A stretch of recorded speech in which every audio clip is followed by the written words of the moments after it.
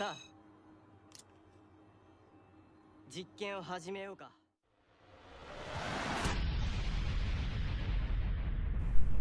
Halo teman-teman, selamat datang di channel Etokurima, channel yang membahas topik-topik tentang dunia tokusatsu dan juga anime. Di video kali ini, gue bakal bahas tentang dua seri yang berbeda, yaitu seri tokusatsu dan juga seri anime. Tapi, kedua seri ini mempunyai kesamaan loh. Mau tahu kesamaannya apa? Simak videonya baik-baik ya. Tapi, sebelum itu, jangan lupa tekan tombol subscribe, like, dan juga komen untuk kemajuan channel ini ke depannya ya. Oke, 3, 2, 1, kita ke konten.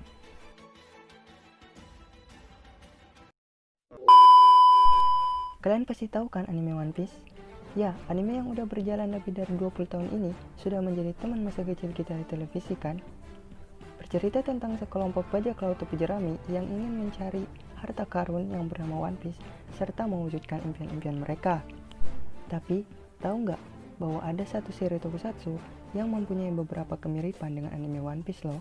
Termasuk kemiripan antar karakter yang ditampilkan di seri ini lumayan menonjolkan karakter dari kru topi jerami sendiri loh, walaupun tidak semuanya sama.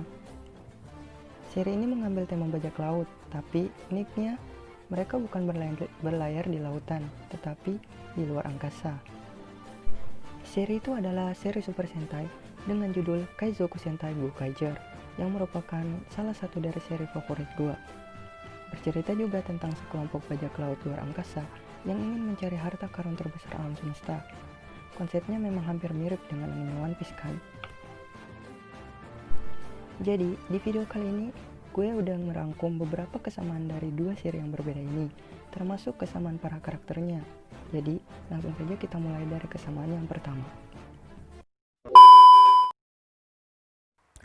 Jalan cerita dari kedua serial ini memang hampir mirip. Walaupun cerita di anime One Piece lebih kompleks daripada Gokaiger, tetapi tujuan dari series ini adalah sama, yakni mencari harta karun terbesar. Seri Gokaiger sendiri sudah berakhir sejak tahun 2011 lalu, dengan memperlihatkan para bajak laut angkasa ini telah berhasil menemukan harta karun terbesar di alam semesta. Tetapi harta itu tidak mereka gunakan dan memilih untuk melindungi bumi dengan mengalahkan kekaisaran Zhangqiang. Jadi, apakah akhir dari One Piece akan sama juga dengan Gokaiger dan mengorbankan harta karun One Piece untuk kedamaian dunia? Kita tunggu saja akhir dari serial yang legend ini. Selanjutnya kita akan membahas kesamaan dari kedua kapten bajak laut ini.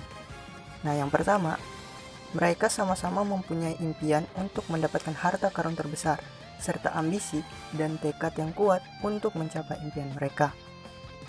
Yang kedua adalah doyan makan, serta sifat yang kekanak-kanakan. Ya, kedua kapten ini memang mempunyai hobi yang sama, yaitu makan. Serta sifat yang kanak-kanakan membuat mereka unik, di mana yang kita ketahui bahwa bajak laut itu mempunyai kapten yang bersikap dingin dan juga kadang menakutkan. Tapi kedua kapten ini berbeda, terkesan seperti bukan seorang kapten, tapi saat mereka benar-benar serius tuh akan berbeda. Dan yang ketiga, peduli pada nakama. Ini dimulai dari Kapten Marvelous. Pada episode 16 Gokaiger, Marvelous dan kawan-kawan melawan mantan nakamanya, yaitu Basco. Mereka dikalahkan dan kru Marvelous ditahan oleh Basco. Dia harus menyerahkan seluruh Ranger Key, Galeon, serta Navy kepada Basco jika ingin nakamanya dibebaskan. Dan terbukti, Kapten Marvelous menyerahkan semua itu demi nakamanya. Ya, walaupun akhirnya dia berhasil mendapatkan semuanya kembali dengan mengalahkan Basco. Selanjutnya, sang Bakasencho kita, Monkey D. Luffy. Kayaknya tanpa dijelasin lagi, kita semua udah tahu kalau kapten yang satu ini sangat peduli dengan para nakamanya. Contohnya di arc Arlong Park, di mana Luffy tetap menolong Nami membantu mengalahkan Arlong walaupun sebelumnya telah ditipu olehnya.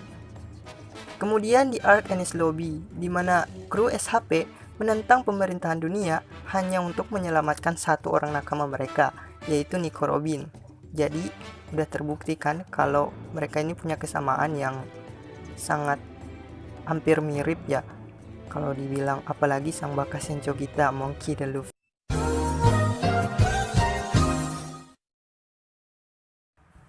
Kesamaan mereka memang tidak terlalu banyak.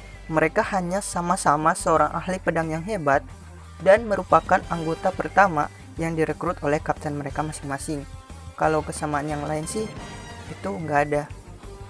Dan Joe itu nggak sering nyasar kayak Zoro.